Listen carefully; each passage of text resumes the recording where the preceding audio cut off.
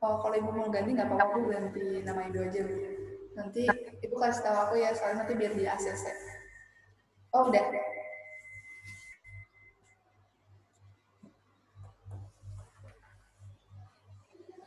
Oh, iya Bu, iya, siap. Kasih banyak Ibu.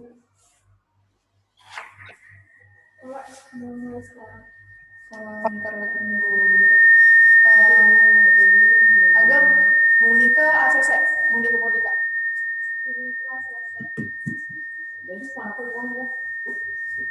Kenapa, Bu? Suka ada kayak suara dengung gitu deh. Kayak suara mic kedeketan sama kabel. Suka ada suara kayak gitu. Apa?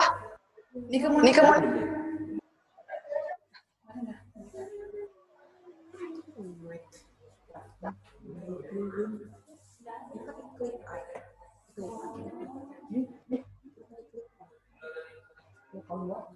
Belum ada, Gang.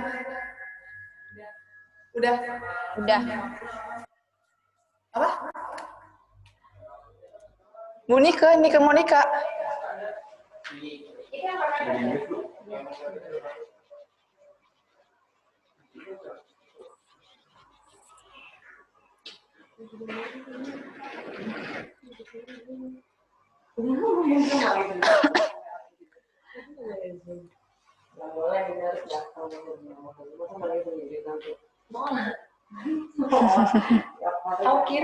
Andi ada nggak?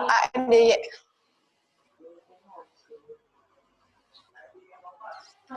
Iya, kayak gitu. Coba deh ACC deh. Udah.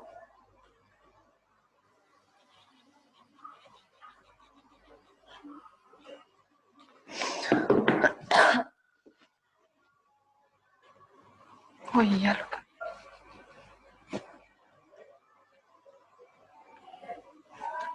Udah belum?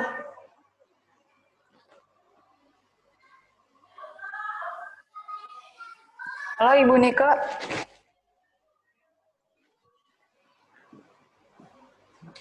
Iya Mbak, bentar ya, ganti namanya dulu. Iya Ibu.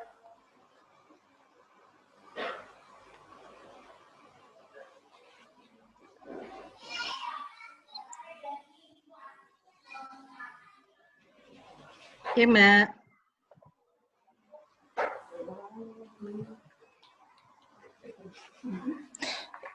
Ya Ibu. Ibu bisa ngomong Bu, biar di tes suaranya udah masuk belum? Ini udah ngomong? Belum kedengeran ya Ola? Udah jelas kok Bu. Oke, thank you. Ya Ibu, nanti untuk share screen-nya udah dari sini ya Bu, nanti Ibu bisa jelasin dari materi Ibu. Oke. Mungkin udah mau dimulai Bu? Boleh, dibuka siapa nanti?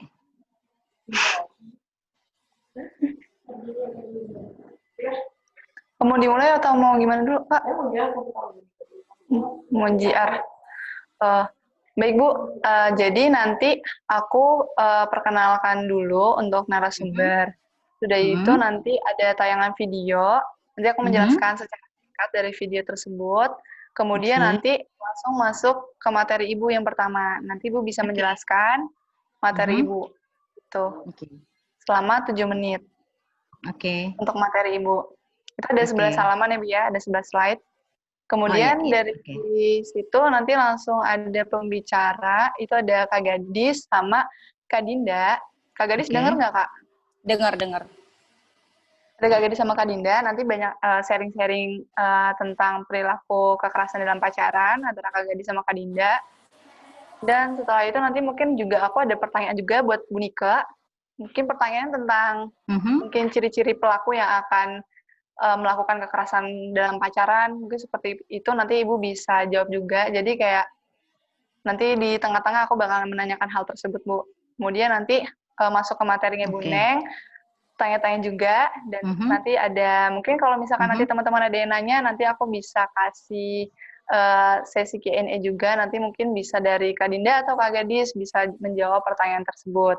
Kemudian nanti di terakhir itu setelah materinya Bu Neng sudah masuk ke video, itu sudah materi yang terakhir ya Bu ya. Nanti aku akan memberikan closing statement, jadi setiap narasumber akan memberikan closing statement dari Bu Nike, kemudian nanti Bu Neng, terus Kak Gadis sama Kak Dinda untuk kasih closing statement, habis itu nanti selesai acaranya. Oke. Ada yang belum jelas mungkin dari Ibu Nike atau dari Kak Gadis? Udah aman. Mana? Bu Nengnya nanti bicaranya di akhir gitu maksudnya? Bu Neng nanti mengikuti alur, Bu. Oh, baik. Tanya jawab gitu. Jadi Ibu duluan nanti yang mulai. Oke, thank you. Nggak keberatan kan, Bu? Bisa ya, Bu ya? Nggak apa-apa. Ya.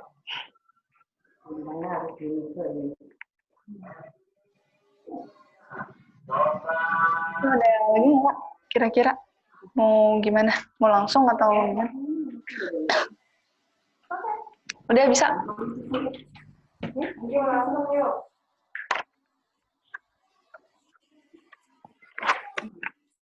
Mama. Boleh? Sambil nunggu mereka udah pada ini, join baru.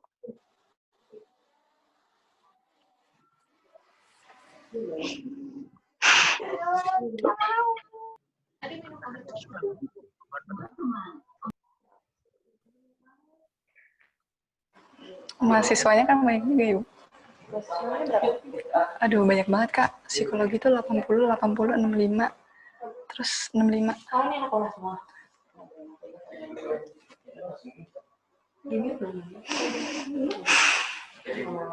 Dimiat kok kita.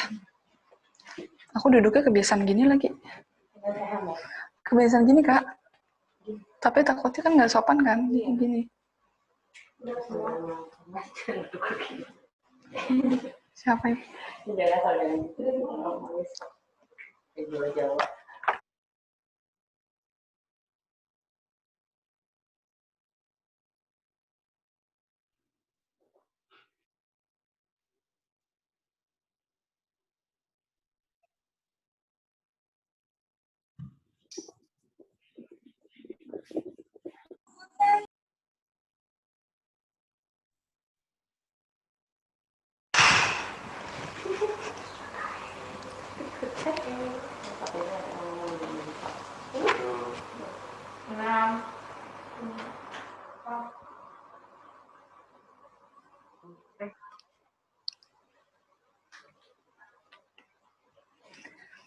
Assalamualaikum warahmatullahi wabarakatuh. Selamat siang bagi para peserta webinar kali ini. Webinar kali ini kita akan mengenali tentang yuk kenali kekerasan dalam pacaran sejak dini. Di studio ini kita telah kedatangan dua narasumber, yaitu ada Kak Dinda Amalia sebagai Putri Indonesia DKI Jakarta 3 tahun 2020. Kemudian ada Ibu Swasinggi selaku dosen ilmu komunikasi Universitas Nasional, dan juga terdapat dua narasum, yaitu ada Ibu Nike Monika selaku dosen ilmu komunikasi Universitas Nasional, dan ada Kak Gadis Basalama selaku model. Nah, sebelum kita akan memulai acaranya, saya ucapkan terima kasih banyak untuk teman-teman yang sudah antusias untuk mengikuti webinar kali ini. Kemudian, sesuai dengan tema, pada saat ini namanya kekerasan dalam pacaran, baik tentang bentuk fisik, sehingga membuat mental seorang perempuan itu menjadi down. Begitu ya, Bu? Nah, sebelumnya kita akan melihat cuplikan video berikut.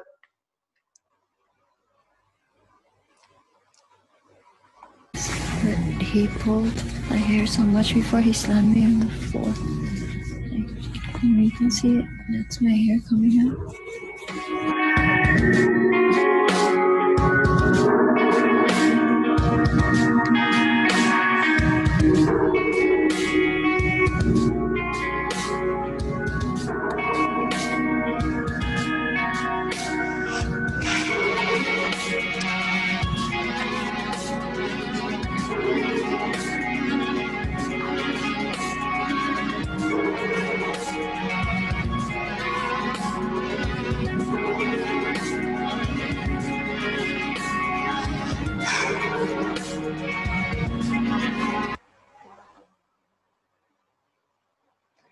Nah, untuk teman-teman semuanya, tadi kita sudah melihat salah satu video yang berupa tentang kekerasan dalam pacaran.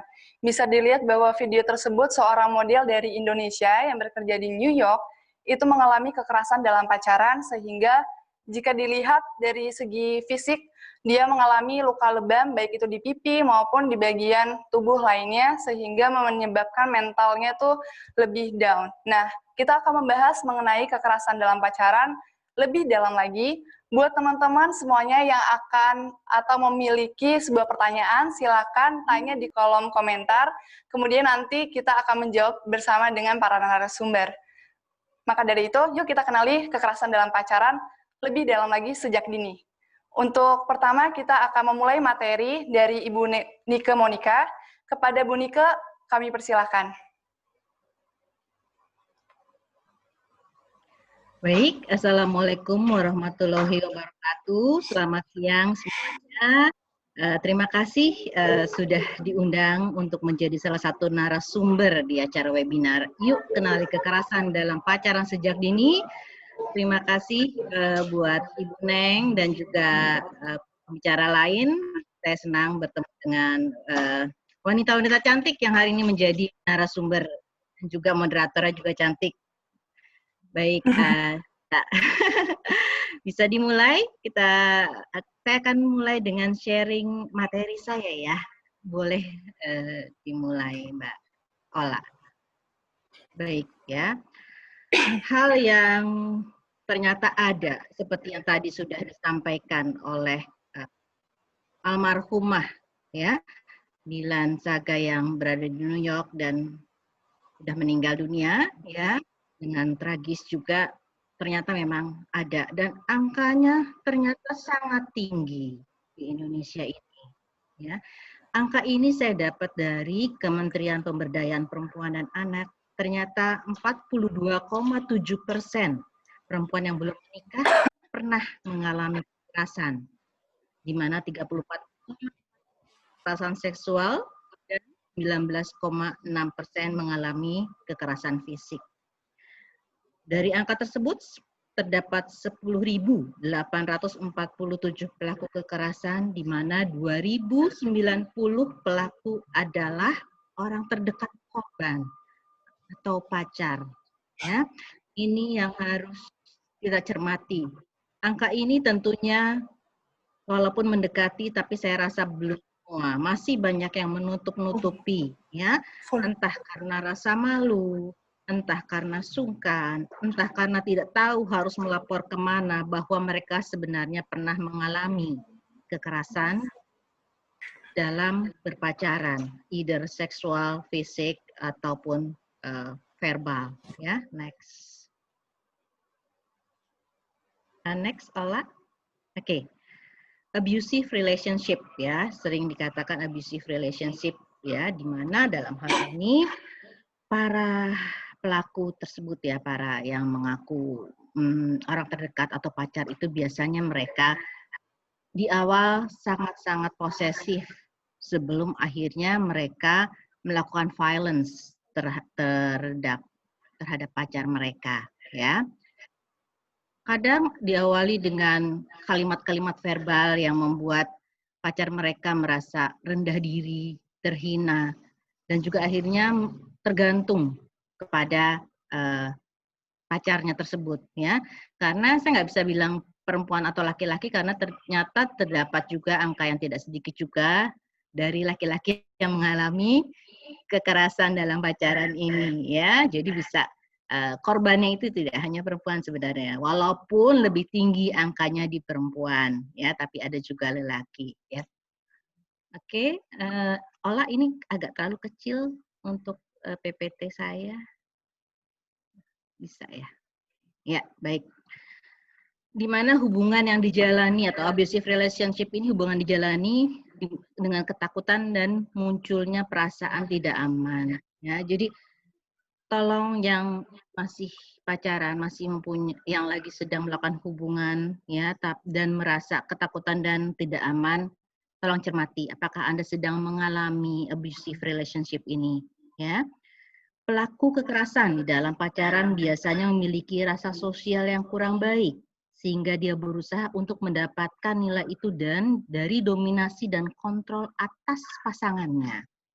Alasan utamanya biasanya khawatir yang ditutup-tutupi, ya, khawatir takut kehilangan, ada segala macam. Padahal bullshit, ya. Dia sebenarnya yang rendah diri dan dia sebenarnya yang mental illness, tapi dia pintar menutupi biasanya. Next. Ya, oke.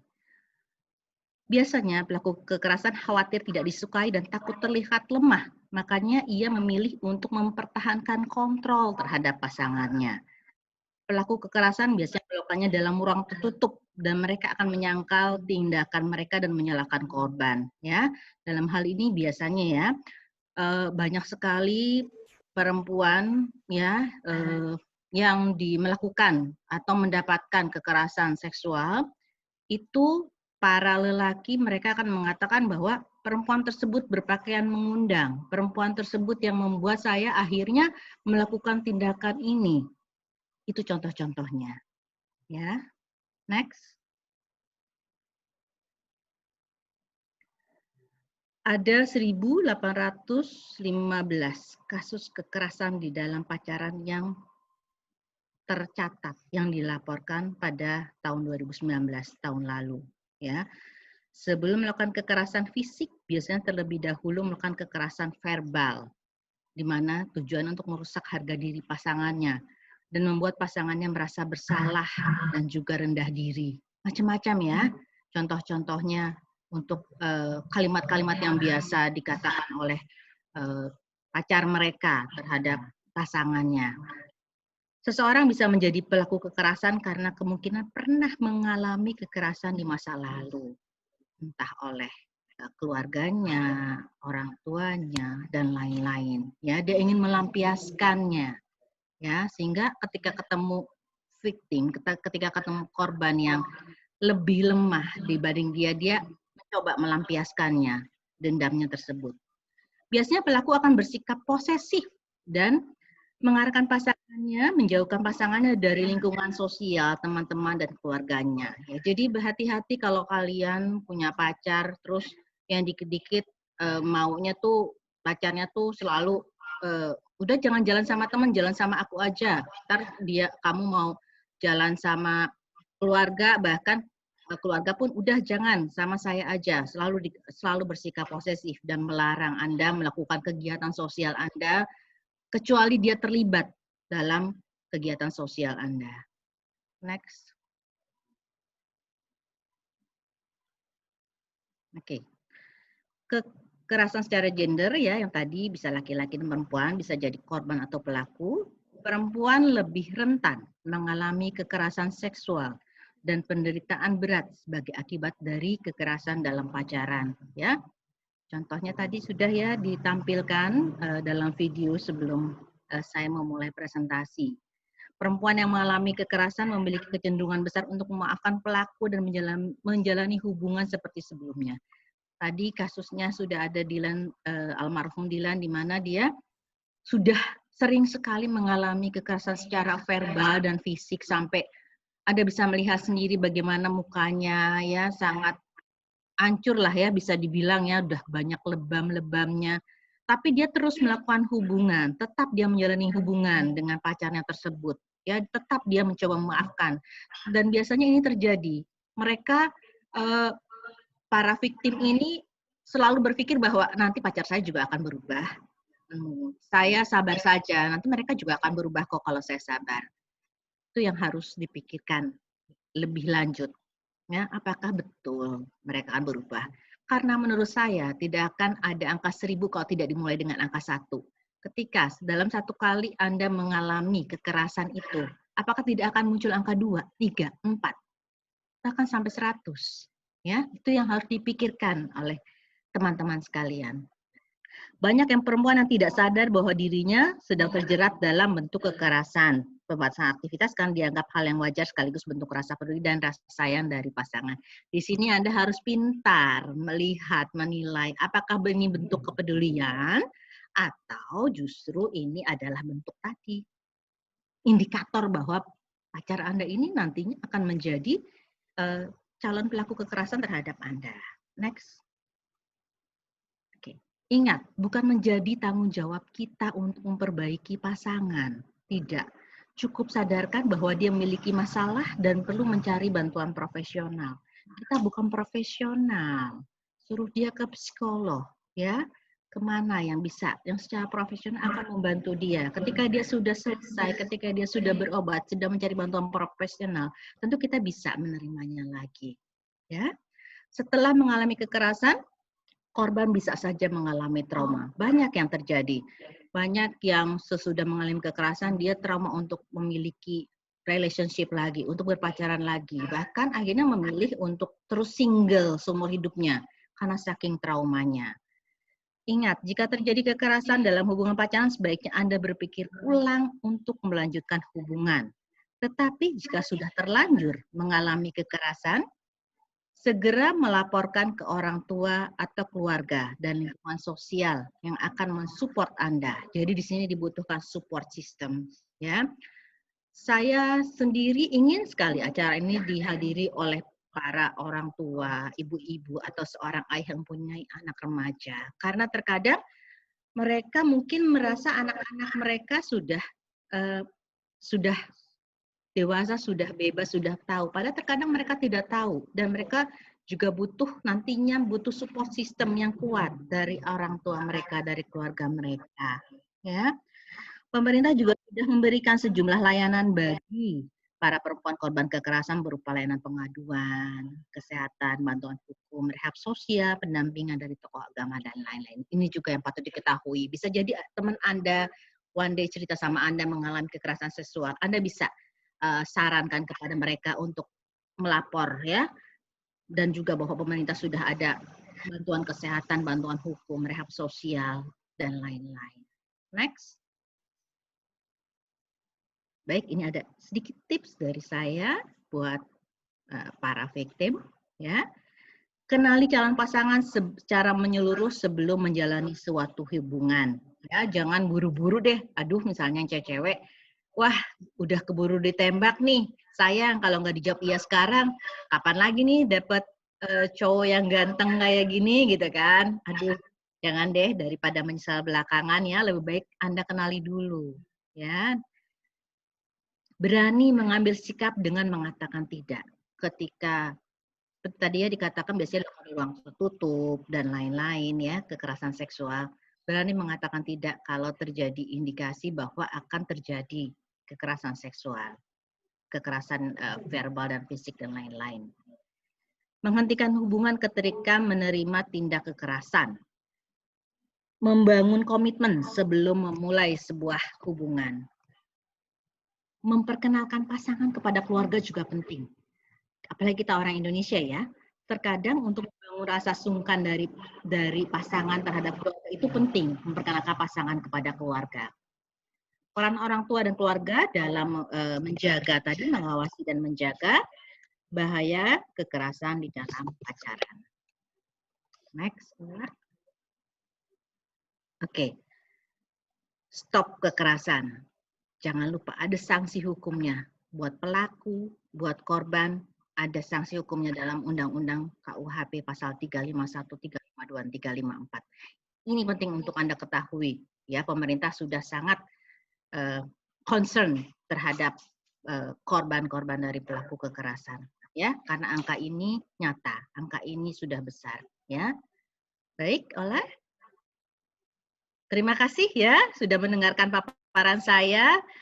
Tentunya paparan dari narasumber lain tidak kalah menarik ya. Ada Mbak Gadis yang cantik, Mbak Dinda yang cantik. Ya, mereka akan banyak sekali sharing. Jadi terus ikuti acara ini. Terima kasih. Assalamualaikum warahmatullahi wabarakatuh. Assalamualaikum warahmatullahi wabarakatuh. Wah, luar biasa banget nih materi dari Bu Nike, dan bahkan beliau juga memberikan tips and triknya juga nih buat seorang perempuan, bagaimana sih kita untuk mengenali tindakan pelaku dan juga bagaimana cara kita untuk memilih seorang pasangan. Kebetulan kita juga sudah kehadiran narasumber, yaitu di samping saya ada Kak Dinda Amalia, sebagai Putri Indonesia DKI Jakarta 3 tahun 2020. Serta ada juga Kak Gadis. Halo Kak Gadis.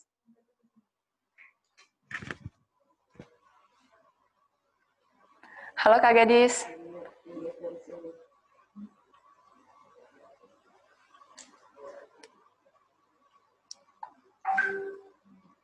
Kak Gadis, sudah dengar suara saya, Kak?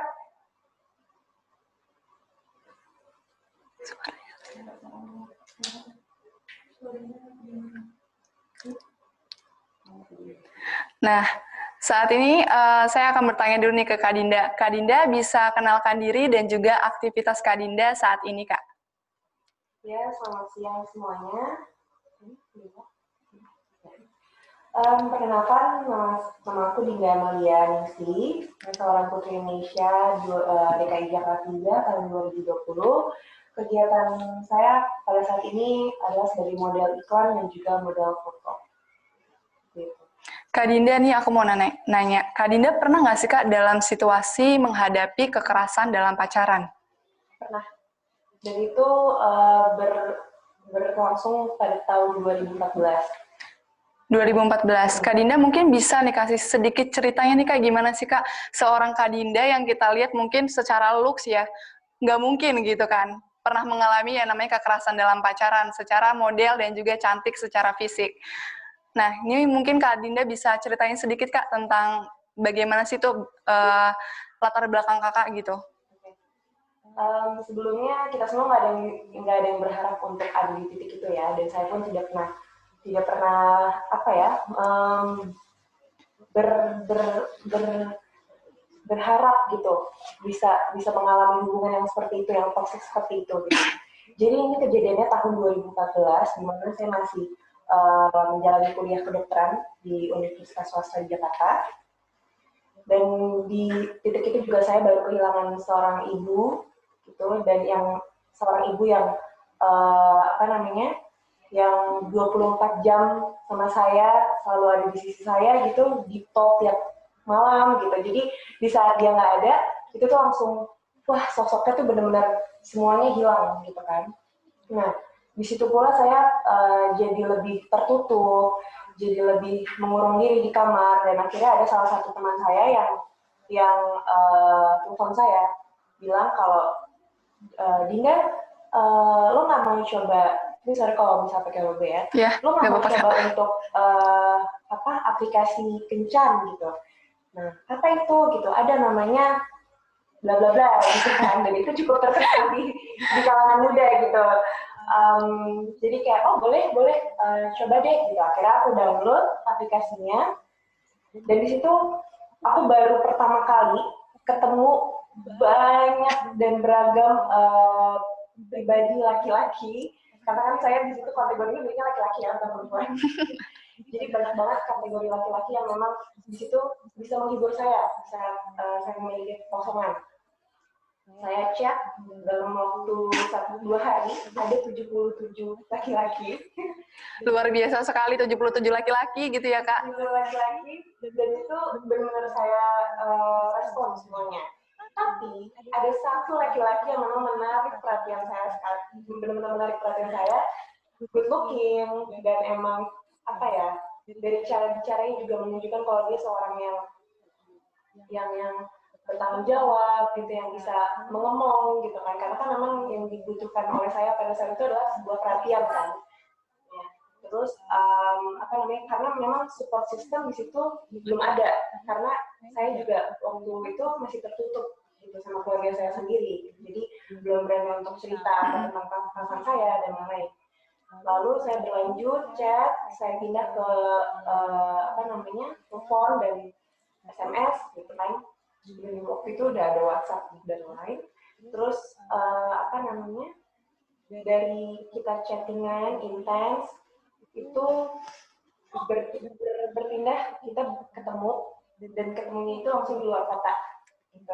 Langsung di luar kota, dan itu hanya berniat untuk apa ya, untuk sekedar kayak cuma mengenal satu sama lain. Cuman karena dulu saya orang yang naif banget, kayak menganggap semua orang tuh baik, nggak ada orang jahat di dunia ini. Jadi kayak, oh oke, ayo gitu. Terus juga aku lagi nggak ngapain nih gitu kan. Udah aku ikut sejam, kita kenalan segala macam. Terus karena dia tahu saya lagi lagi kehilangan sosok ibu, kenalkanlah saya dengan ibu ya. Cepat itu, padahal kita baru ketemu itu 3 hari. Gitu. Nah, di situ dia mencari kelemahan saya. Ini perempuan ini dia lagi mengalami apa segala macam gitu kan. Dikenali ke keluarganya dan itu cukup dekat, sangat-sangat dekat. Lalu ibunya juga perhatian sama saya, juga mengerti kondisi saya. Lalu dari situ berlangsung, akhirnya kita sering ketemu 24 jam, benar-benar setiap hari sampai saya tuh kuliah terbengkalai semuanya. Karena memang hubungannya seintens itu. Tiap hari chattingan, teleponan, saya dimanapun diteleponin, kamu di mana, sama siapa, segala macam. Makin lama tuh makin protektif gitu. Itu sebenarnya apa yang saya sampaikan ini sangat relate sama apa yang gue dari. Yang tadi itu poinnya dari Bu Nike itu adalah posesif ya Kak ya, dan ini sangat amat pribadi yang posesif gitu Kak berarti. Iya, jadi tuh dia memprotek saya untuk tidak bergaul dengan siapapun karena dia tahu kalau misalnya saya bergaul di luar sana, saya akan mendapatkan perspektif yang beda gitu. Saya akan sadar akan hal yang dia lakukan gitu kan. Terus adalah drama-drama kecil yang dia lakukan yang mungkin nanti kita akan bahas juga yang relate sama materi yang akan Ibu Neng sampaikan. Terus dari situ dia baik, dia perhatian, sangat perhatian. Bagi saya di situ, wah nggak ada yang perhatiannya kayak dia nih gitu. Perhatiannya luar biasa nih. Ya. Salah satu kelemahan cewek nih teman-teman, kalau misalkan ada cowok perhatian tuh pasti bawaannya tuh pengen jadian aja dan jadi bucin gitu, buta akan semuanya gitu kan. Dan di sini nggak ada status untuk kita pacaran yuk gitu. Oh jadi lebih kayak ke apa ya? Mungkin HTS ya Kak ya, bahasa gaulnya. Cuman dengan HTS itu dia menguasai saya dan memiliki saya dengan notabene dia bisa mengenalkan saya ke orang lain itu ini cewek gue. Oh benar. Jadi kayak di situ kan kita sebagai perempuan takluk gitu kan, dan biasanya tuh luluh. Bahkan dari hal yang kecil kayak gitu kita dikenalin ke teman-temannya, ke pergaulan tuh pasti kita ngerasa sebagai cewek tuh gila so sweet banget, pasti gitu sih Kak responnya. Benar itu dia. Terus di saat itu dia kenalin ke teman-temannya, dan ini inner circle-nya ya, bukan teman-teman yang di luar sana lebih luas lagi, ini benar inner circle yang dia ketemu 24 jam juga. Jadi di situ aku merasa kayak wah gue spesial banget nih gitu kan. Langsung luluh kayak oke, gitu. Nah di kolom ada minggu yang di kolom. Nah, itu tadi sedikit cerita dari Kak Dinda nih teman-teman semuanya, yang adalah dari perilaku pelaku ini adalah posesif. Mungkin untuk teman-teman semua nih yang pacarnya posesif juga harus hati-hati ya semuanya. Dan mungkin dari Kak Gadis, halo Kak Gadis. Halo. Kak Gadis. Kak Gadis? Iya. Halo, Kak Gadis mungkin bisa nih kenalin background.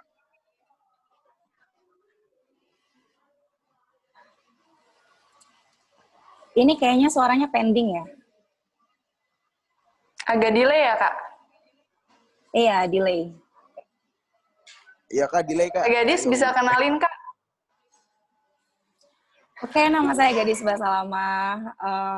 Saya kebetulan kerjaan saya sekarang saya di bidang entertain, dan kesibukan saya sekarang di bidang perfilman. Kebetulan lagi fokus di perfilman. Kak Gadis bisa ceritain sedikit nih Kak tentang apa yang Kakak alamin tentang mengenai kekerasan dalam pacaran, Kak? Oke, tentang itu ya. Kebetulan belum lama ini aku bisa ngerasain kejadian itu. Aku sempat pacaran 2 tahun sama laki-laki yang punya sifat kasar. Terus tahun pertama itu, aku nggak usah ceritain awal mula aku kenal dia ya. Pokoknya intinya dia ini temennya teman-teman aku. Jadi dimanapun aku nongkrong tuh akan ada aja kesempatan ketemu dia sebenarnya. Harusnya aku mungkin udah pacaran dari dulu, tapi karena aku baru kenal tahun lalu, jadi aku pacarannya tahun lalu. Oke, singkat cerita, tahun pertama aku pacaran sama dia, kami baik-baik aja hubungannya. Bahkan kita tuh sering banget ngobrol, ngebahas, kok kita nggak pernah berantem ya, gitu. Terus ya udah makin kesini, lama-kelamaan tuh akhir tahun lalu aku sering berantem sama dia. Ada aja masalahnya, dan kebetulan mantanku ini memang gila-gila wanita. Emang matanya tuh gatel banget. Buaya, dibilang buaya. Buaya ya Kak, tapi tetap dipertahanin Kak. Tapi tetap aku pertahanin. Buaya mah. Tapi aku pun mertahanin dan aku nikmatin karena apa ya? Aku tuh senang aja cowok.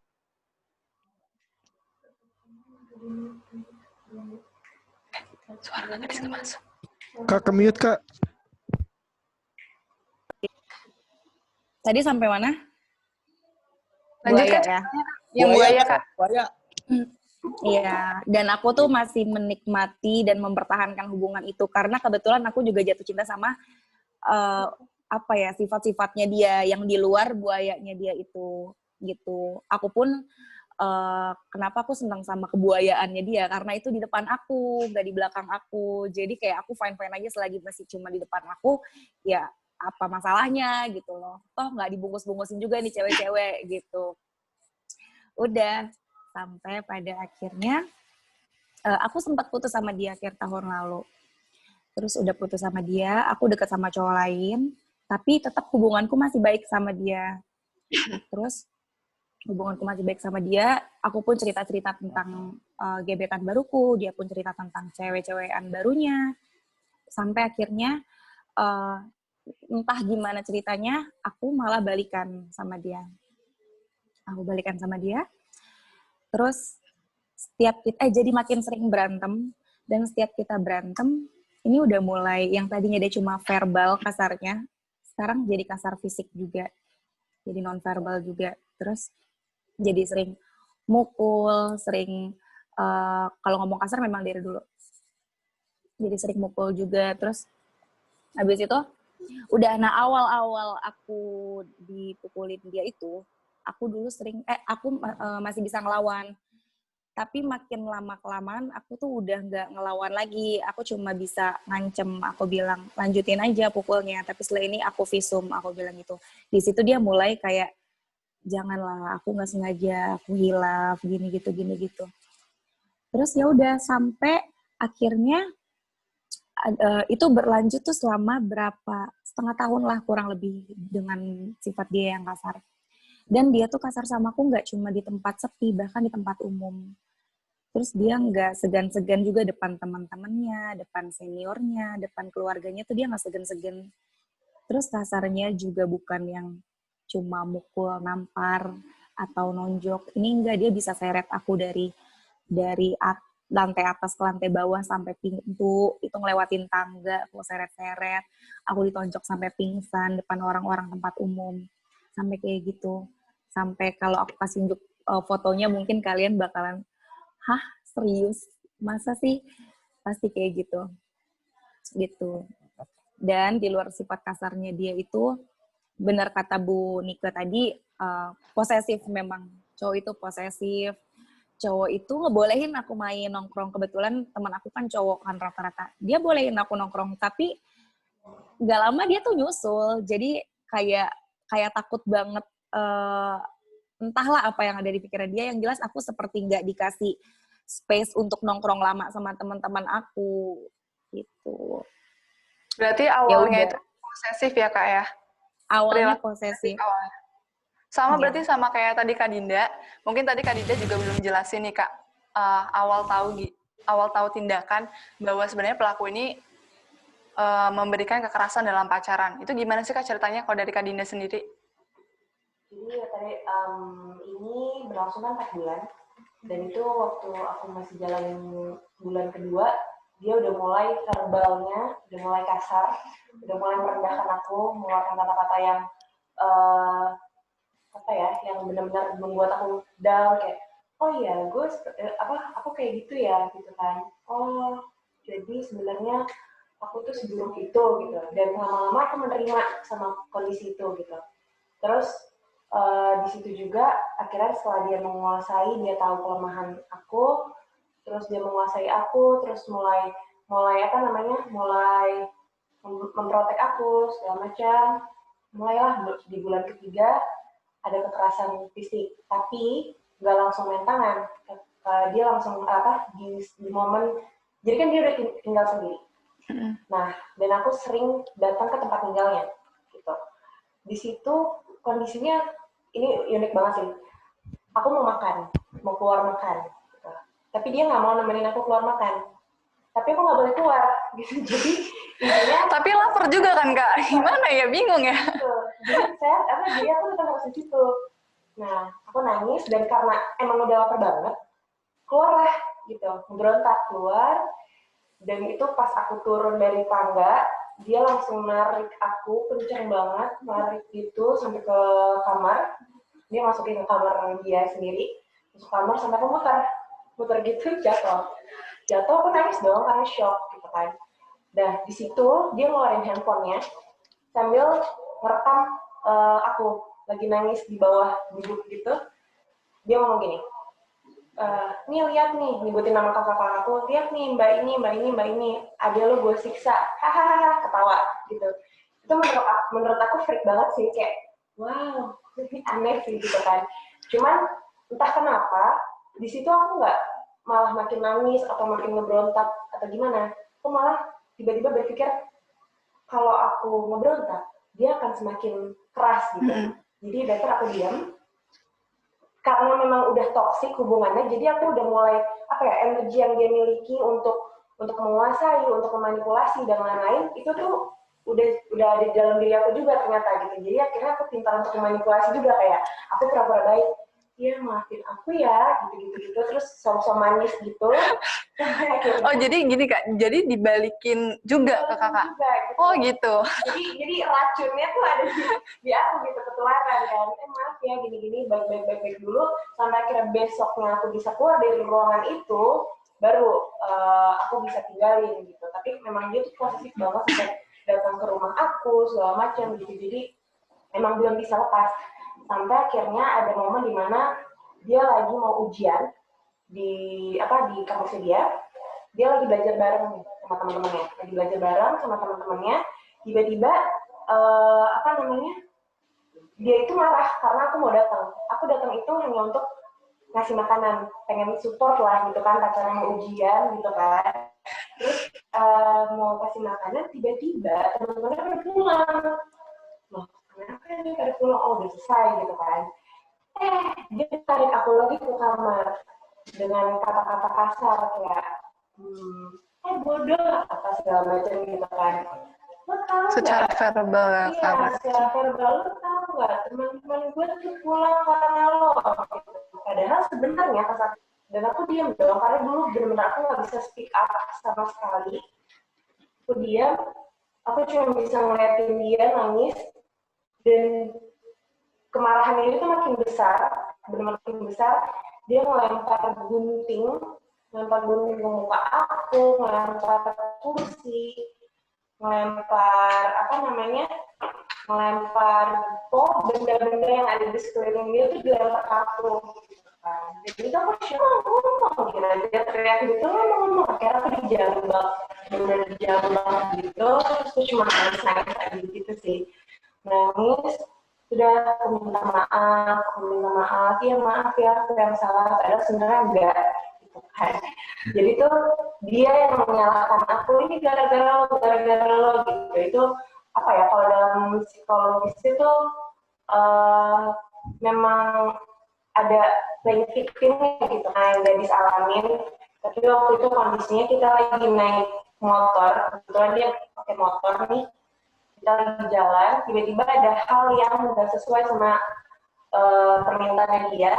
Tiba-tiba dia marah, minta aku turun, terus dia tarik aku ke dalam gang gitu, terus kayak aku didorong ke tembok gitu buat ngikutin permintaannya dia gitu. Kalau enggak, dia ngancam aku untuk itu kekerasan yang aku alamin, dan untuk Kalau untuk sexual abuse, alhamdulillah bersyukurnya aku belum pernah ngalamin, tapi untuk permintaannya dia udah pernah minta gitu, maksudnya udah pernah melanjutkan gitu kan, cuman kan untungnya aku juga basicnya keluarga aku tuh mengedukasi banget gitu, jadi sebenarnya dari kesimpulan dari Kak Gadis sama Kak Dinda itu adalah pertama nih, laki-laki itu memberikan sebuah perhatian ya Kak.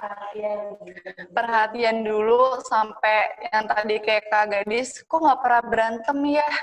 Sampai menanyakan itu loh gitu. Saking Dibikin perhatiannya nyaman. Laki-laki tersebut. Sampai akhirnya tuh posesif. Dari perhatian sampai lupa sama keluarga juga mungkin ya, sampai sekolah kedokterannya juga ya Kak mungkin gitu, karena lupa semuanya tuh, saking cintanya tadi kan, love is blind, jadi cinta itu buta gitu kan, jadi membutakan semuanya. Dari posesif itu tadi tuh akhirnya barusan mengarah ke kekerasan dalam pacaran, baik itu verbal dulu yang tadi Kak Dinda juga urusan, kekerasan yang fisik seperti mungkin dipukulin ya Kak, didorong, mungkin untuk Kak Gadis juga tadi itu ditarik dari tangga gitu kan. Nah itu barusan setelah dari kekerasan dalam pacaran, barusan itu adalah kekerasan tidak hanya berdua ya Kak, bahkan di tempat umum. Dan dua orang tadi, Kak Dinda dan juga Kak Gadis juga mengalami kekerasan dalam pacaran di tempat umum. Kalau kita lihat secara looks-nya, dua-duanya model, yang satu juga sebagai Putri Indonesia DKI Jakarta 3, kita nggak punya bayangan nih. Bahkan orang yang secara looks-nya mungkin kita sebagai perempuan insecure juga ya melihat ini perempuan-perempuan sangat amat cantik dan juga cerdas gitu. Tetapi ternyata juga mengalami kekerasan dalam pacaran. Sebenarnya juga saya juga agak penasaran nih teman-teman. Ada nggak sih Bu, dari Bu Neng sendiri, kenapa laki-laki, mungkin juga ada juga laki-laki yang juga mengalami kekerasan dalam pacaran. Ada nggak Bu, faktor-faktor yang menyebabkan adanya hubungan kekerasan dalam pacaran tersebut? Oh, nanya dari sisi laki-laki atau sisi perempuannya? Laki-laki yang melakukan kekerasan itu kenapa? Mungkin dari laki-laki dulu Bu, nanti mungkin barusan dari perempuan bisa. Kalau dari laki-laki, tadi kan diceritakan juga sama Bu Ika kan, kenapa adanya kekerasan dalam pacaran. Nah, kalau dari laki-laki sendiri, kemungkinan saya juga enggak, karena alhamdulillah ya sampai saat ini nggak ngalamin gitu, jangan sampai lah. Tadi juga mungkin Dinda juga lihat saya. Sebenarnya saya bukan ketawa, gitu. Artinya ngelihat mereka yang mengalami ini tuh gimana ya, hatinya tuh rasanya sakit ya. Apalagi ini dua ini kan sangat dekat gitu sama saya, dan saya kenal gitu sama orang-orang yang menyakiti mereka gitu. Dalam kategorinya tuh ya tadi dikasih tahu bahwa mereka tuh good looking gitu kan. Pendidikan juga oke. Apalagi kalau saya sebutin institusi-institusinya dua orang ini, kalian nggak akan nyangka gitu kan. Terus keluarganya juga yang tadi Dinda ceritain itu sangat baik gitu ke Dinda kan. Nggak sama dengan Gadis pun juga seperti itu. Tapi saya pernah mewakili hati-hati, selalu saya bilang seperti itu. Bahkan saya selalu mention di IG-nya pun, jaga baik-baik anak Gadis saya, jaga baik-baik. Saya menganggap mereka seperti anak kan. Nah, kalau tadi dibilang kenapa sih laki-laki melakukan hal seperti itu? Yang pertama, bisa jadi karakter itu kan terbentuk kan dari lingkungan kecil dulu, dari masa kecilnya. Kita nggak pernah tahu apa sih yang terjadi pada saat zaman dulu. Mereka tuh waktu kecil apakah diperlakukan kasar oleh keluarganya? Atau mereka bisa juga melihat kejadian di depan matanya, ibunya digebukin sama bapaknya, misalnya kan seperti itu. Kita juga nggak pernah tahu apa yang terbentuk di mindset mereka, bahwa kalau mereka melihat oh ya ternyata memperlakukan seorang perempuan tuh memang harus seperti itu. Buktinya ibu gue nurut kok sama bokap gue, sorry nih kalau pakai gue lo tadi ya. Buktinya bokap gue bisa tuh bikin nyokap gue nurut tuh ya seperti itu. Mungkin gue sama pacar gue juga harus begitu supaya dia nurut sama gue, supaya gue juga nggak kehilangan dia nih. Bisa jadi juga seperti itu. Atau memang lingkungan dia pergaulannya juga membentuk seperti itu. Banyak kok yang sudah teredukasi pun dia tetap melakukan hubungan kekerasan. Makanya tadi saya bilang kalau misalnya kalian juga tahu institusi dua pelaku ini, kalian juga pasti akan kaget banget gitu kan, karena benar-benar berpendidikan tinggi gitu, bukan yang cuma gadis sama Dinda nemu di jalan atau yang kenalan by chattingan terus tidak ketahuan latar belakangnya pendidikannya seperti apa. Enggak, itu sangat berpendidikan dan kalau dari ceritanya Dinda pun juga mungkin ya dari sisi keluarganya kan baik gitu ya. Tapi kita nggak pernah tahu kenapa dia bisa seperti itu. Ya kalau menurut saya background dari keluarga itu sangat membentuk sekali perilaku yang jadi depan buat si anak tersebut. Jadi itu adalah gini ya Bu ya, mungkin kalau misalkan anak itu kan salah satu edukasi paling mudah itu adalah orang tua mencontohkan. Jadi yang dicontohkan oleh orang tua itu jadi itu masuk ke dalam otak anak dan itu dianggap sebagai sesuatu yang sangat amat benar ya Bu. Betul. Dan itu kan juga dalam hubungan itu memang ada fase-fasenya. Kalau boleh di-share itunya, ada fase tension building. Bisa di next nih untuk yang memegang materi. Nah ini Bu fase-fasenya. Fase itu kan ada namanya tension building, itu di mana konflik ya tadi gadis tahun pertama dia tidak ada pertentangan, bahkan kan pernah berantem ya. Nah mulailah sih mungkin ya karena dipicu seperti itu, ternyata nih cewek gue jagoan nih ngajak berantem, kan bisa jadi juga kayak gitu ya. Kita nggak pernah tahu. Nah konflik-konflik yang memicu itu juga mulai menikmati si pelaku ini kan. Ribut terus, dia akhirnya merasa nyaman dengan seperti itu. Oh, cewek gue menerima kok gue perlakukan seperti itu. Nah, habis itu yang kedua ada namanya acute explosion. Nah, itu di mana dia sudah mulai itu melakukan kekerasan itu dengan verbal, dengan non-verbal, fisik, segala macam tindakan-tindakan yang posesif tadi. Itu dimulai memang dari tindakan posesif. Habis itu yang ketiga, itu ada fase namanya fase honeymoon stage ya. Nah, honeymoon stage ini sama kayak misalnya Dinda habis dipukulin, ya kan? Atau habis di apa? Ya, pasti dibilang, aduh kamu sakit ya. Aku seperti ini tuh karena aku sayang sama kamu, misalnya gitu kan. Kamu sakit ini ntar kita ke dokter ya. Nanti kita, ya itu yang hal-hal yang kayak gitu. Akhirnya kan, walaupun si perempuannya juga kesel, benci gitu kan. Bener kan? Kamu kalau dipukul pasti benci dong. Tapi ketika si orang ini, si laki-laki ini sudah sayang lagi, ya kan? Gimana nggak kayak Blue Band masuk ke panggangan sih, ya kan? Ke atas teflon, pasti meleleh. Bener nggak sih? Nah, itu pasti, oh iya ya, gue ternyata dengan seperti ini, gue makin disayang loh sama dia gitu. Nah itu ada fase-fase seperti itu. Akhirnya si perempuan karena melihat kejadian-kejadian kayak tadi, gue semakin dipukul, semakin disayang. Gue semakin digebukin, gue semakin dicintain. Ya kan? Buktinya dia selalu minta maaf. Bahkan ada yang sampai bersujud segala. Bener kan? Kak Dinda pasti akan seperti itu. Bersujud di kakinya, minta maaf segala. Itu adalah cara aku menyayangimu. Itulah caraku mencintaimu. Bener kan? Dan yang harus diingat bahwa sayang itu tidak seperti itu. Sayang itu tidak dengan kekerasan. Itu sih sebenarnya fase-fase yang tadi. Nah ini sekarang gimana dari kaliannya bisa berubah. Ini kan gejala-gejala kekerasan. Kenapa sih perempuan kok bisa menerima hal-hal seperti itu? Karena ya tadi Dinda tidak punya siapa-siapa. Gadis juga mungkin pada saat itu juga masih sendiri di sini kan dengan ketegangan intensitas pekerjaan yang tinggi pun dia tidak punya tempat bercerita, tidak punya teman, ya kan? Dan satu banget ini yang sangat perempuan ini sangat berharap bahwa si laki-laki ini suatu saat bisa berubah. gitu. Itu salah banget. Kalau laki-laki sudah melakukan kekerasan, jangan pernah berharap bahwa dia bisa berubah. Sekarang dia bisa berharap sampai nikah, mudah-mudahan dia bisa berubah. Ternyata setelah pernikahan pun nggak bisa berubah. Ada teman saya yang punya lagi hamil pun dia masih digebukin sama suaminya.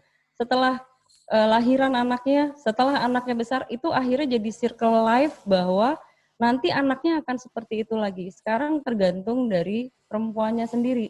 Gimana dia bisa merubah siklus itu. Kalau dia mau si anaknya nanti akan seperti bapaknya, ya terima seperti itu. Tapi ingat bahwa karakter itu terbentuk dari keluarga. Gitu. Itu benar banget sih, dan FYI, mantan aku yang ini, dia itu pada masa kecilnya pernah melihat ibunya di saat hamil disiram kopi sama ayahnya, ditampar gitu, karena pada saat itu kalau aku ibunya tuh nggak mau belum bisa masak, maksudnya keadaannya belum bisa memungkinkan dia untuk masak buat suaminya gitu kan, jadi dia disiksa karena ibunya nangis.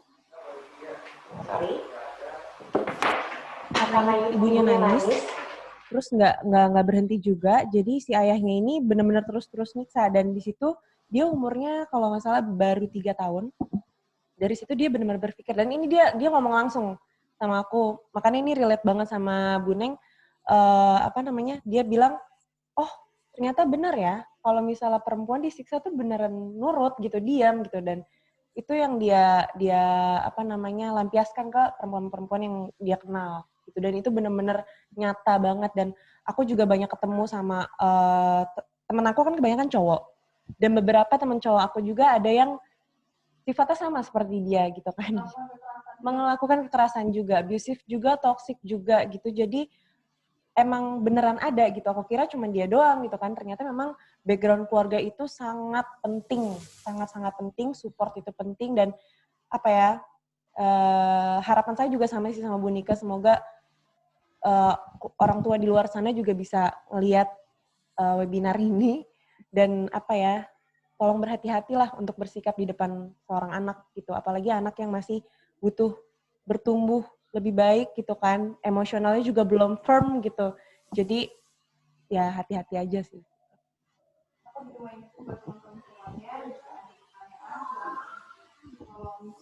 Nanti kita akan menjawab bersama dengan para narasumber.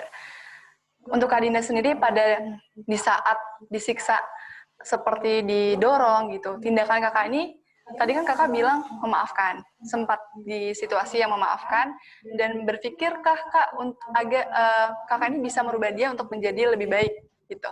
Ada pikiran seperti itu nggak? Sangat ada. Aku berpikir kayak, ini kayak gini sih karena sayang sih. Selalu kayak gitu, pasti berubah. Kalau gue lebih baik lagi, pasti berubah. Cuman, alhamdulillahnya setelah itu, nggak lama dari itu, aku ketemu sama sahabat aku, dan di situ aku baru mau mulai untuk speak up, cerita gitu tentang kondisi hubungan aku sama mantan aku ini gitu. Dan dari situ karena sahabat aku deket banget sama keluarga aku, jadi dia langsung ngomong, dia yang speak up sama family aku gitu, dan langsung ditindak tegas juga kebetulan sama kakakku, langsung ditindak tegas. Aku dibawa ke psikolog karena kan memang mentalnya udah down banget, karena kan udah dibikin titik terendah gitu, sampai aku nggak punya kepercayaan diri sama sekali untuk ketemu sama orang aja tuh takut gitu. Jadi dibawa ke psikolog untuk diajak ngobrol seharian segala macam. Dan dari situ entah kenapa aku benar-benar mulai sadar, oke, ternyata itu bukan dunia gue, ternyata gue nggak nyaman di situ, ternyata dijahat segala macam. Di situ aku merasa kayak diselamatkan sama family. Balik lagi family itu penting banget ya. Jadi untuk kalian mungkin di luar sana yang lagi mengalami atau baru mau memulai, jangan berpikir kalau pacar kalian tuh satu-satunya gitu, karena kita nggak tahu dia siapa. Kita nggak tahu dia dari mana gitu kan. Kita baru kenal tuh bentar gitu. Dan untuk mengenal seseorang itu kita nggak bisa cuman sebulan 2 bulan. Kita butuh bertahun-tahun. Bahkan orang yang udah menikah aja bisa bercerai hanya karena sifat aslinya keluar gitu. Dan kalau misalnya kita berpikir orang itu bisa berubah, itu salah besar. Karena orang yang misalnya gini, kita pacaran nih, udah terbawa kasar, terus main tangan, segala Ini juga macam gara-gara gitu kan. seminar gitu. Tentang kekerasan dalam Kasar, segala macam. Terus berpikir, nanti nikah kayaknya hubungannya bisa lebih romantis, apalagi kalau udah ada anak. Itu salah banget.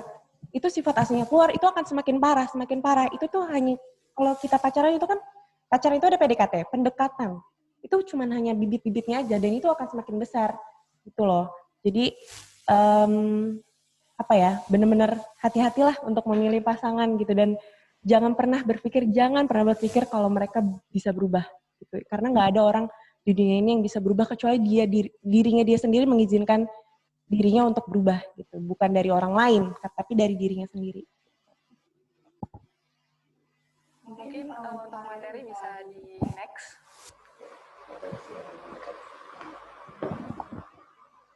Ya ini tadi ini udah dijelasin juga tadi sama Gadis, sama Bu Nika juga, sama Dinda juga mengenai tanda adanya kekerasan ini kan udah seperti apa. Jadi harus hati-hati juga bahwa tanda-tandanya ini udah kelihatan lah kalau dia sudah mulai bicaranya kasar. Itu kalian harus hati-hati.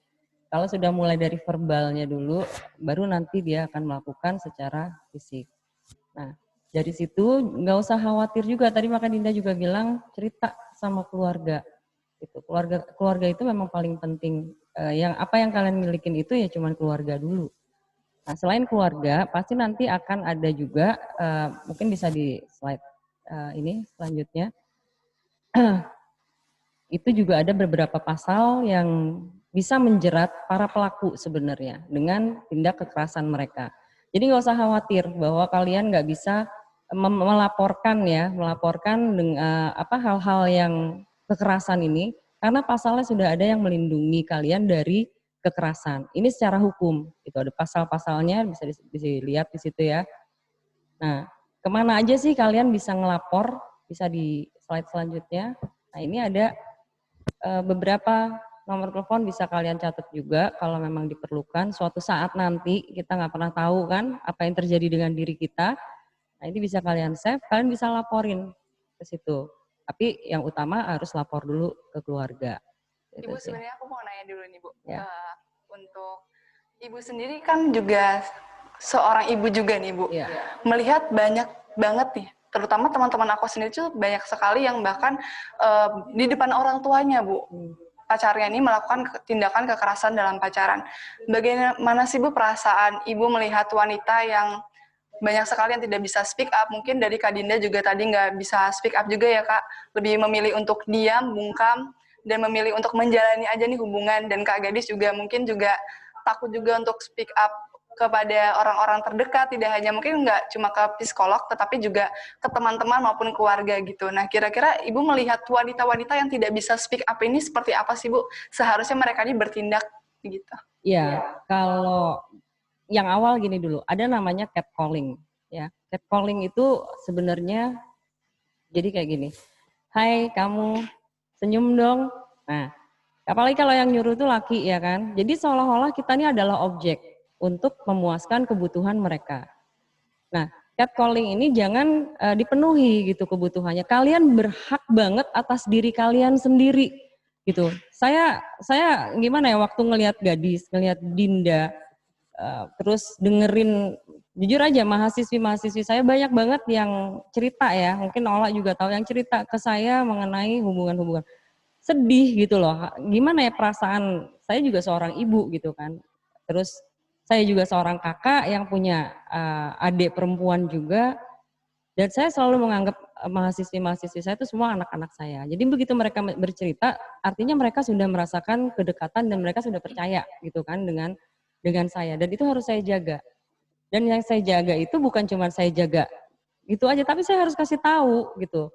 Kalian harus bicara tuh ya harus ke orang-orang terdekatnya dulu, ke keluarganya, ke ibunya, yang terutama ibu ya, karena ibu biar bagaimanapun nggak ada orang tua yang ikhlas, yang rela lihat anaknya digebukin kayak maling, kayak samsak, apalagi sampai berdarah-darah, sampai biru-biru, sampai diseret dari mana itu kan tadi yang Gadis cerita. Dari tangga 1 ke lantai Nah, coba kalian bayangin nggak kayak begitu? Kalau saya aja yang bukan orang tuanya gadis, marah gitu. Yang bukan orang tuanya begitu dia cerita, saya marah. Karena saya tahu banget siapa laki-lakinya kan. Tapi saya bilang, kamu nggak usah ngapa-ngapain, kamu diam, saya yang datang. Tapi saya bilang gitu, bener kan gadis? Sampai saya bilang seperti itu, karena kayaknya nggak terima aja gitu loh. Kalau saya ya, tapi kan saya juga harus menyadari bahwa gue bukan siapa-siapanya gitu. Kecuali gadis memang minta bantu, ini dosen saya, ini. Nah itu lain cerita. Tapi saya harus menahan diri lagi kalau seperti itu. Nah, buat kalian di luar sana, dimulai dari itu dulu. Senyum dong. Nah itu udah, kamu pakai baju ini dong. Kamu jangan, bukannya kita nggak mau diatur, tapi kalian, para perempuan, berhak atas diri kalian sendiri. Itu yang utama. Kalian mau ngapain, kalian mau apa, selama itu memegang norma dan etika dalam kehidupan, dalam bersosialisasi, dalam agama, kalian jalanin. Itu ngapain kalian harus mau mengikuti perintah dari orang, kecuali orang tua ya, sama perintah agama. Gitu. Jadi kalau menurut saya itu dulu. Nah mungkin kan kemarin waktu dulu ya Dinda kan belum menyadari hal-hal seperti itu karena memang secara psikis dia baru kehilangan.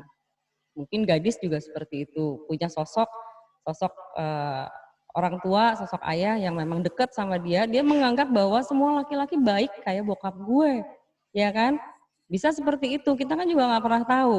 Gitu. Jadi ya buat para perempuan jangan mau tubuh kalian ya, hak kalian diambil alih oleh orang lain gitu. Itu aja sih sebenarnya. Kak Gadis. Bu, aku mau Aku mau nanya juga nih Kak. Kakak yang tadinya sangat amat bucin terhadap pasangan kakak ya. Maksudnya kakak kan juga memaafkan nih Kak, terus memberikan kesempatan juga. Oh iya nanti dia akan berubah, kesempatan juga. Mungkin dari Kak Gadisnya tuh dulu mungkin punya pikiran bahwa oh ini kayaknya salah saya gitu dan saya harus lebih effort lagi dalam hubungan ini gitu kan. Nah ini kakak bagaimana sih Kak keluar dari zona kekerasan dalam pacaran hingga menjadi kakak yang sekarang itu prosesnya seperti apa Kak?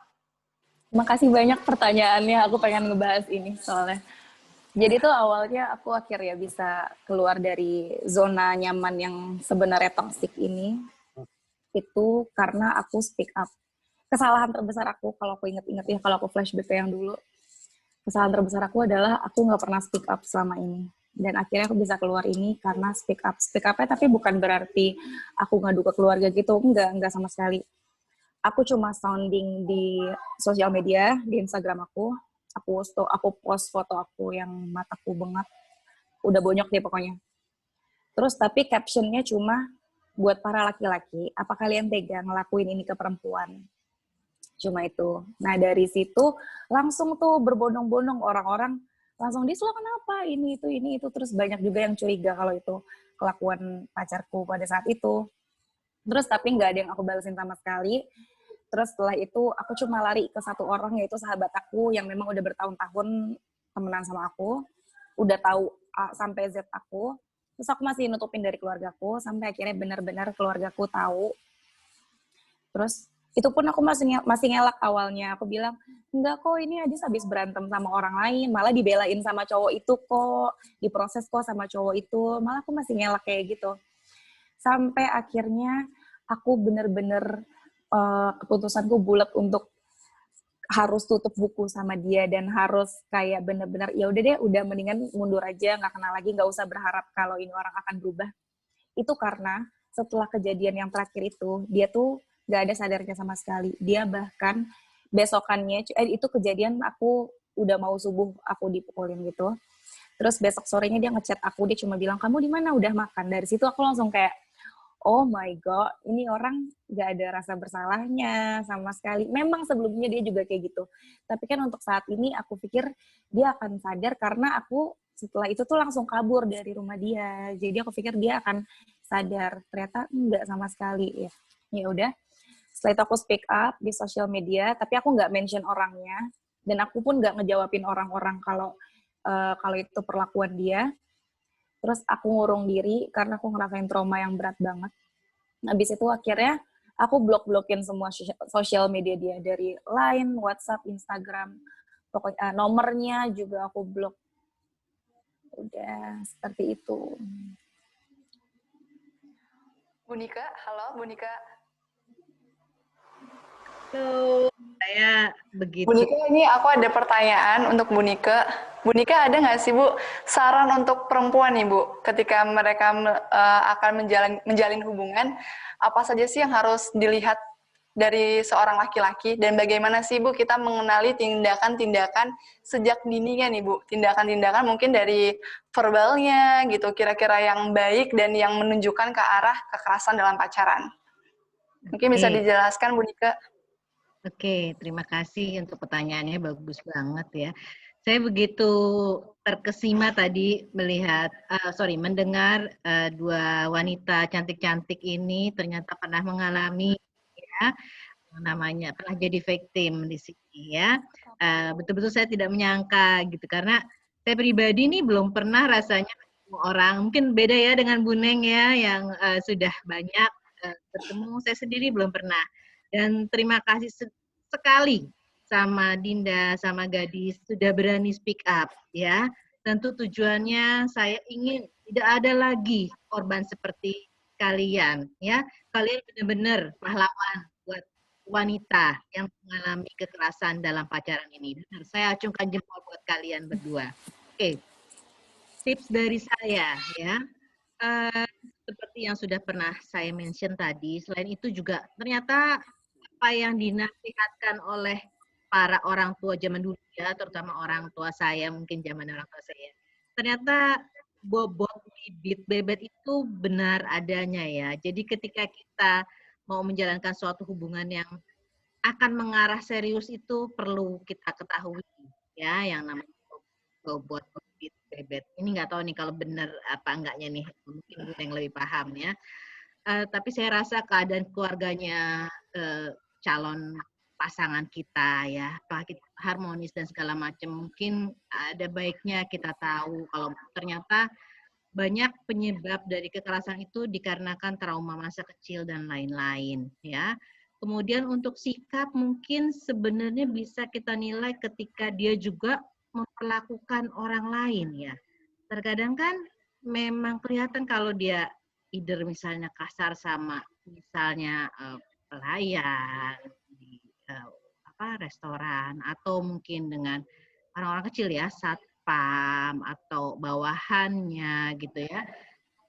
Kita bisa menilai bahwa orang tersebut tidak menganggap equal ya orang yang berada dia merasa lebih tinggi dari orang yang orang tersebut gitu, merasa lebih tinggi sehingga dia bisa atau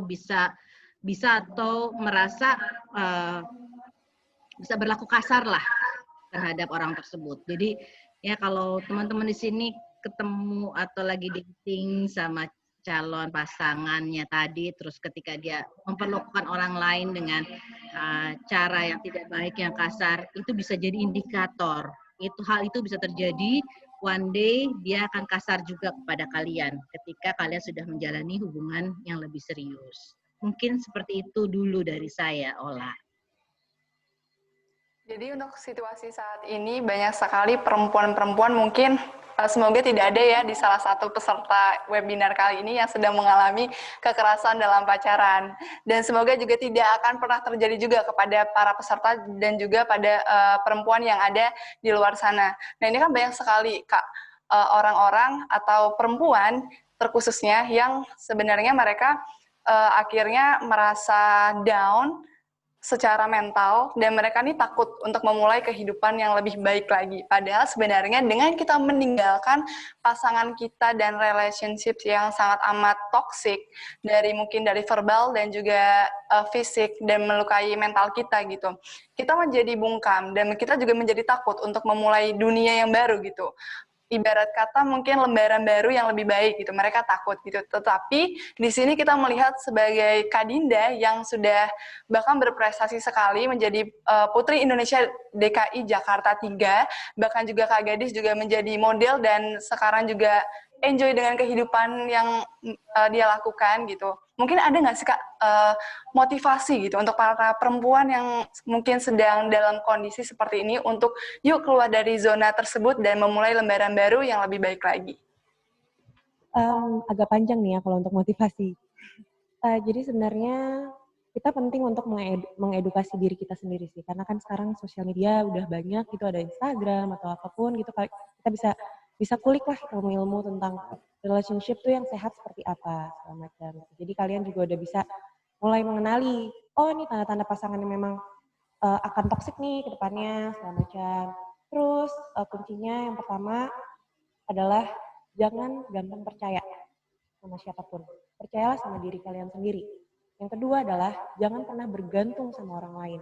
Karena apapun yang terjadi dalam hidup kalian, apapun yang terjadi di diri kalian adalah diri kalian sendiri yang bertanggung jawab. Kalian sendiri mengalami, kalian sendiri yang bertanggung jawab dan bukan orang lain yang bertugas untuk menyelamatkan kalian, tapi diri kalian sendiri yang menyelamatkan semua masalah yang kalian alami gitu. Terus yang ketiga, kalau kalian memulai hubungan, ini pesan yang disampaikan juga oleh ayah saya, jangan kita kasih 100% perasaannya. Karena memang cinta itu membutakan. Dan yang aku tahu cinta itu nggak pernah menyakiti ya. Love doesn't hurt. Karena kalau udah cinta itu menyakiti, itu namanya bukan cinta. Gitu. Dan cinta itu tidak ada di dalam diri manusia. Tapi mungkin kalau dalam pacaran itu hanya sekedar suka, kita harus bisa membedakan mana suka, mana kagum, dan mana sayang. Kalau cinta itu cuma ada di keluarga kita dan pencipta kita, karena cinta itu memang nggak pernah menyakitkan dan juga tidak pernah akan meninggalkan gitu dalam kondisi apapun. Terus coba untuk lebih tegas sama diri kalian, karena benar yang kata yang Bun katakan tadi, kita sebagai wanita tuh punya hak besar untuk diri kita sendiri gitu, untuk tegas, untuk ngomong, untuk speak up gitu tentang apa yang terjadi gitu. Dan kalau saya di titik sekarang menjadi finalis Putri Indonesia itu, saya pun nggak langsung dari mantan saya yang waktu itu terus langsung tiba-tiba cukup saya jadi Putri Indonesia gitu. Saya juga mengalami saya juga menjalani hubungan tuh berkali-kali sama orang yang berbeda gitu, dan itu toksik juga. Dan yang tadinya toksik dari laki-lakinya, ternyata itu juga berdampak sama saya yang jadi toksik. Sampai akhirnya saya memutuskan untuk oke, gue gak mau lagi nih kayak gini, karena pernah ada yang bilang sama saya, kalau lo kayak gini terus, lo gak akan pernah bisa dapetin laki-laki yang baik. Jadi dari situ saya memutuskan untuk single dulu, memperbaiki diri saya, menaikkan value diri saya, meningkatkan kualitas diri saya dengan ikut organisasi atau kegiatan-kegiatan yang memang bermanfaat gitu untuk di luar sana. Saya fokus sama diri saya, nggak peduli deh cowok-cowok mau ngerayunya kayak apa, terserah, karena yang saya tahu rayuan laki-laki itu semua sama. Semua sama. Itu benar manis di awal, nanti kalian dibuang. Terus jadi ya pinter-pinter untuk milih-milih juga pasangannya seperti apa, laki-laki seperti apa. Jangan mudah untuk terayu gitu, kayak kamu cantik banget, kamu tuh aku baru pertama kali nih ketemu cewek kayak kamu gitu kan, kamu tuh ternyata mandiri banget.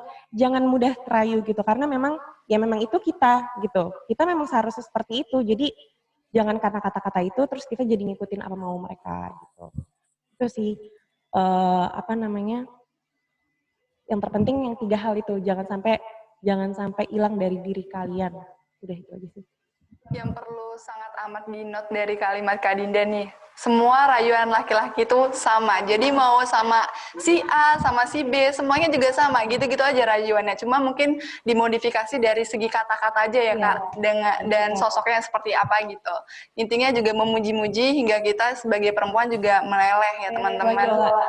Gini, jangan kalian mudah terayu. Bukan, sorry nih buat laki-laki, jangan tersinggung. Tapi ini kan menurut pengalaman saya.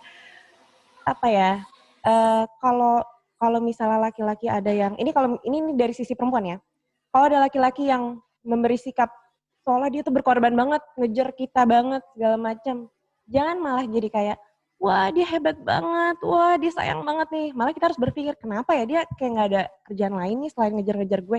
Gitu, harusnya berpikir kayak gitu. Karena, apa ya, orang yang memiliki keinginan, orang yang memiliki minat, itu pasti dia akan menunjukkan sikap yang menunjukkan kalau dia tuh suka gitu. Bukan berarti, bukan malah jadi kayak ngejauh atau gimana, ngerti nggak sih maksudnya?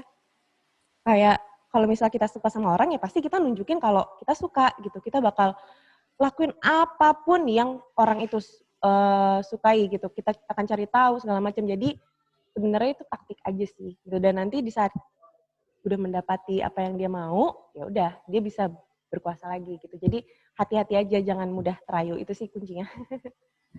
Luar biasa banget nih, salah satu tips yang harus diingat semua sama teman-teman peserta webinar kali ini, dan juga mungkin bisa di-sharing nih teman-teman kepada teman-teman wanita yang lainnya maupun teman-teman atau keluarga juga gitu. Dan ini juga mungkin ada pesan juga dari saya pribadi untuk peserta webinar yang merupakan laki-laki ya, mungkin ini nggak cuma perempuan aja nih Bu, dari tadi kita udah menyinggung perempuan terus gitu, yang laki-lakinya juga mungkin kok nggak ada ya bagian dari laki-laki gitu.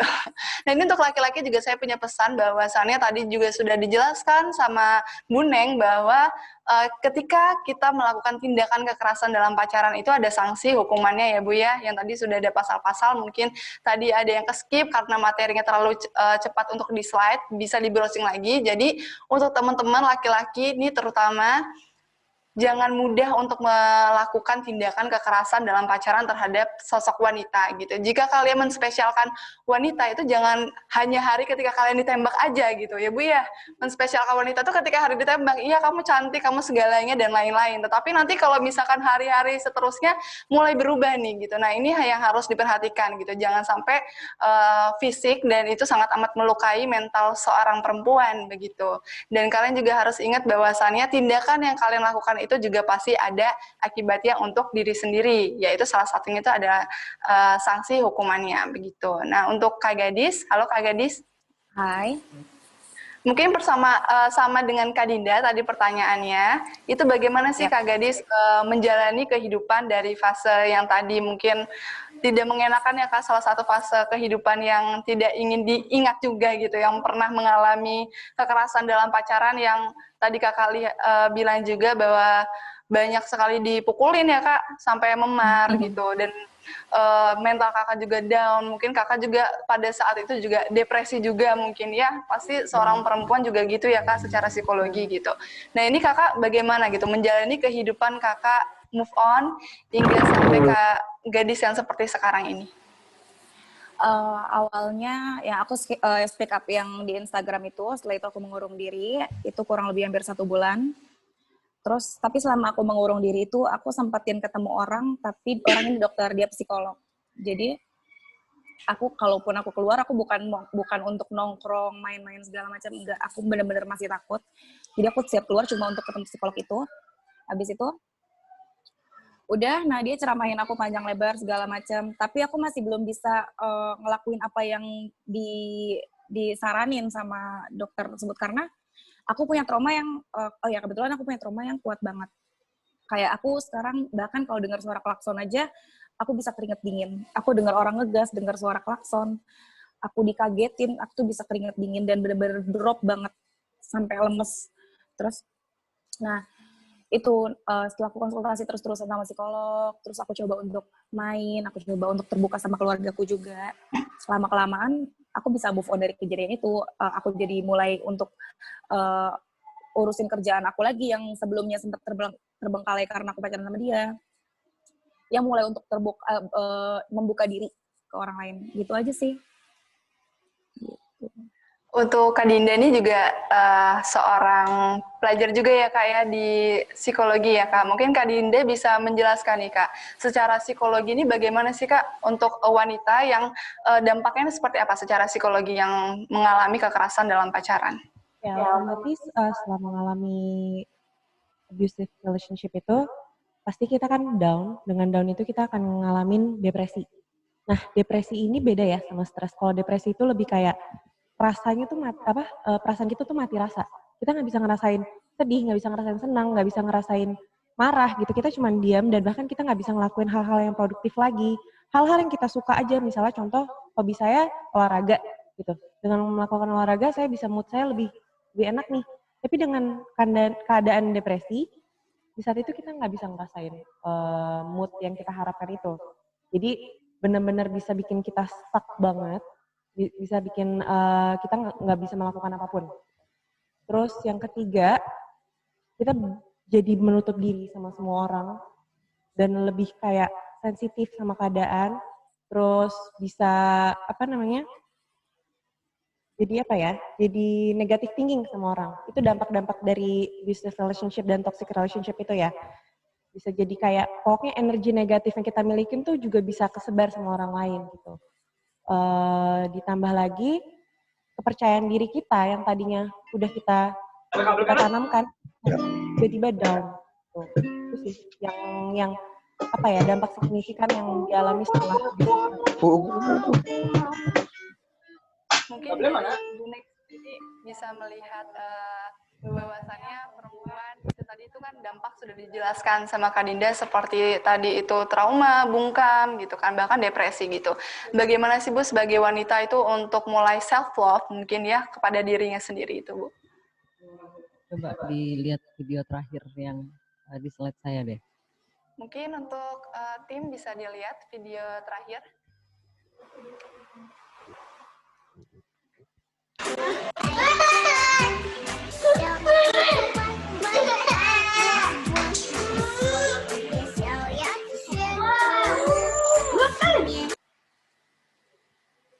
Ya, jadi buat tadi yang kalau Ola bilang laki-laki itu nggak dibahas di sini, ya pembahasannya harus bisa menahan diri, gitu, menahan diri dalam bentuk emosi apapun. Nah, untuk perempuan, selalu saya bilang bahwa tadi juga Dinda udah nambahin bahwa yang bertanggung jawab atas diri kita ya kita sendiri, gitu. Yang buat perempuannya ya dia harus bisa bagaimana mencintai dirinya dulu.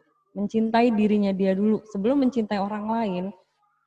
Dia harus cintain dulu dirinya dia sendiri, ya kan? Jangan berpikiran bahwa gue harus belajar mencintai orang baru gue bisa mencintai diri gue sendiri. Nah, itu salah kalau seperti itu. Bagaimana mencintai diri kita dulu, menghargai dulu diri kita sendiri, baru kita mencintai dan menghargai orang lain. Karena apa? Tadi yang Dinda bilang, yang bertanggung jawab atas diri kita ya kita sendiri. Gitu. Kita tidak terlahir untuk menyenangkan semua orang. Gitu. Kita tidak terlahir untuk membuat bahagia semua orang, ya kan? Kita terlahir cukup membahagiakan kedua orang tua, gitu kan, dan keluarga. Itu yang utama pastinya. Tadi apalagi Bu Nika juga bilang bahwa bebet, bibit, bobot. Itu zaman saya juga gitu, sama. Mama saya tuh pasti bebet, bibit, bobot. Penting. Nah, saya nggak tahu nih di zaman ini tuh masih nggak seperti itu. Karena ya memang tadi juga makanya saya bilang kalau saya menyebutkan institusi, kalau saya menyebutkan mereka teredukasi, yang dua pelaku ini itu sangat luar biasa. Nah balik lagi bibitnya dia seperti apa gitu kan di dalam keluarga, balik lagi itu bibit gitu. Jadi ketika kita menemukan orang-orang seperti itu, ya kita harus belajar dulu nih, cinta dulu sama diri kita. Kalau kita dibilang bego lo, harus mikir gitu kan, ini pasangan kita baru cuma ngomong doang verbal, gimana sih lo gitu kan, dia udah mau mukul. Nah kita harus mikir, gila orang tua gue gak pernah begitu, langsung buru-buru tinggalin. Jangan berpikir bahwa oh mungkin dia hilaf. Perempuan tuh kadang-kadang toleransinya tuh tinggi gitu, toleransinya tinggi, di HTS-in juga mau, padahal arti dari HTS itu hubungan tanpa sayang, iya kan, hubungan tanpa sayang. Jadi harus hati-hati juga gitu. Pertama ya harus itu dulu, cinta dulu sama diri kita nih. Gimana kita mencintai? Kita rela diri kita nih dihina-hina sama orang, ya kan, sama orang lain. Kita rela diri kita dipukul sama orang. Nggak usah dipukul ya, cuma dijulek gini aja kepala. Kalau kita rela ya silahkan kita mau diperlakukan terus ke depan seperti itu. Tapi kalau kalian nanya sama ibu kalian ya, yang melahirkan kalian nih selama 9 bulan di perut, ngebawa kalian kayak bawa gentong kan, susah napas, benar nggak Bu Nike? Kita ini udah kayak apa gitu kan ketika kita hamil anak itu. Kelihat kalian selembar aja nih rambutnya nih, khusus anak perempuan ya. Ya nggak anak perempuan, nggak anak laki lah. Kalau lihat aja selembar rambut kita jatuh, tapi bukan karena rontok, tapi karena ditarik orang, cuman selembar. itu rasanya kita tuh nggak ikhlas banget gitu ngelihat seperti itu. Nah, jadi cintain dulu diri kita nih. Gimana caranya kita bisa menghargai diri kita. Kalau kita nggak bisa menghargai diri kita, ya udah orang nggak akan bisa menghargai kalian. Gitu. Jadi jangan juga takut untuk bicara, ya untuk speak up. Gitu. Jangan juga takut untuk speak up sama orang-orang terdekat kalian. Apalagi kalian punya orang tua. Kalau orang tuanya emang nggak ada, punya sahabat baik. Gitu. Itu speak up dulu pertama, kasih tahu orang-orang terdekat atau orang-orang dewasa yang memang sangat dekat dengan kalian. Gitu. Itu aja sih. Makasih. Aku mau nambahin sedikit, Bu. Oh, mau nambahin ke gadis? Aku mau sedikit tambahin. Aku setuju Ya, banget silakan. sama omongan Bu Neng. Aku benar-benar setuju banget. Kayak tadi aku bilang, kesalahan terbesar aku selama ini adalah aku nggak berani speak up. Dan alhamdulillahnya meskipun terlambat, aku tetap akhirnya speak up. Itu. Terus sama omongan Bu Neng yang tadi juga sayangi diri sendiri, itu bener banget. Sebelum kita mau mencintai orang, kita juga harus sayangin diri kita sendiri, cintai diri kita sendiri. Kita harus hargain diri kita juga. Gitu, kita bukan samsak, apalagi kalau udah dikasarin gitu kan, kita bukan samsak itu.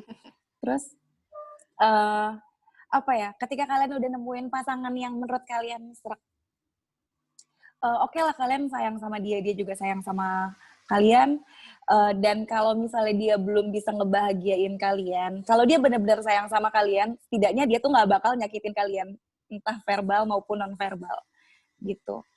Itu aja sih. Mungkin dari Kak Dinda ada tambahan tadi? Ya, ada sedikit tambahan kalau misalnya apa namanya,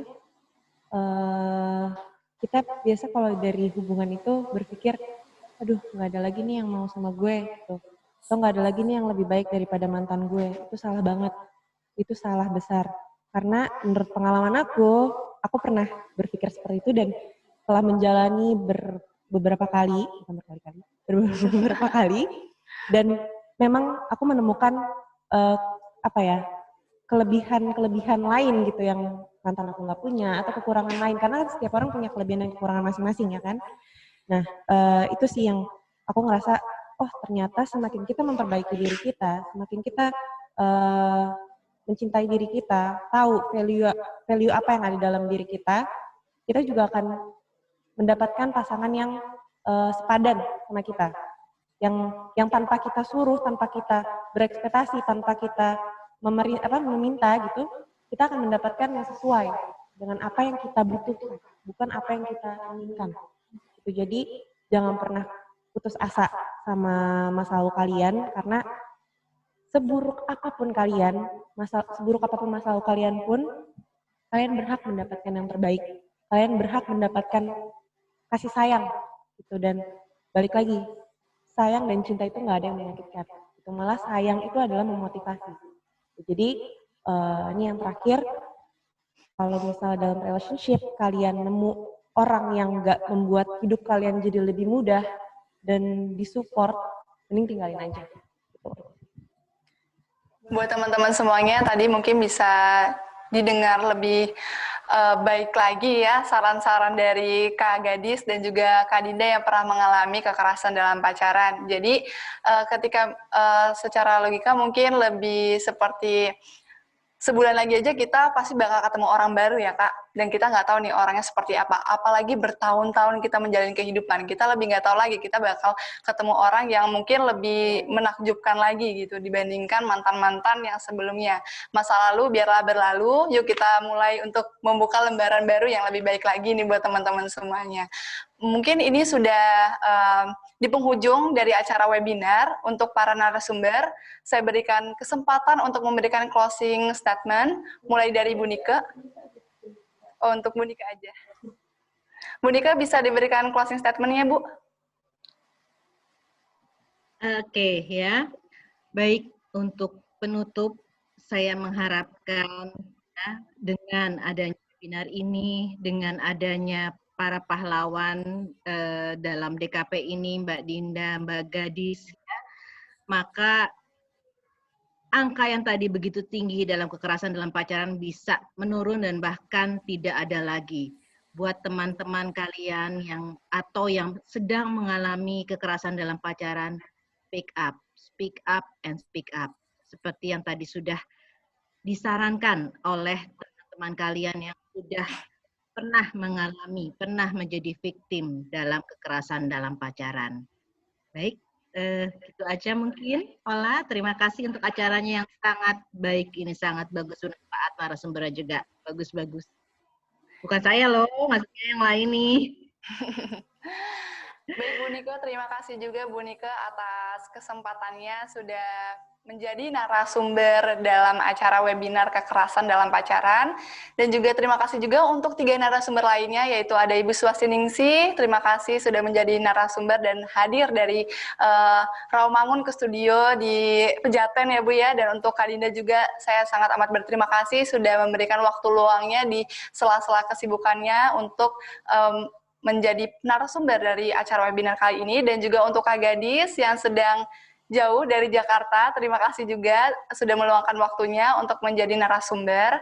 Saya ucapkan juga terima kasih banyak untuk semua teman-teman yang sudah hadir pada webinar kali ini dari awal hingga akhir, dan sampai jumpa di pertemuan selanjutnya. Terima kasih banyak. Wassalamualaikum warahmatullahi wabarakatuh.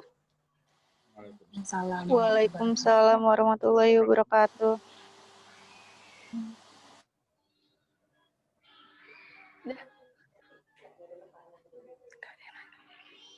Mantap, Ola.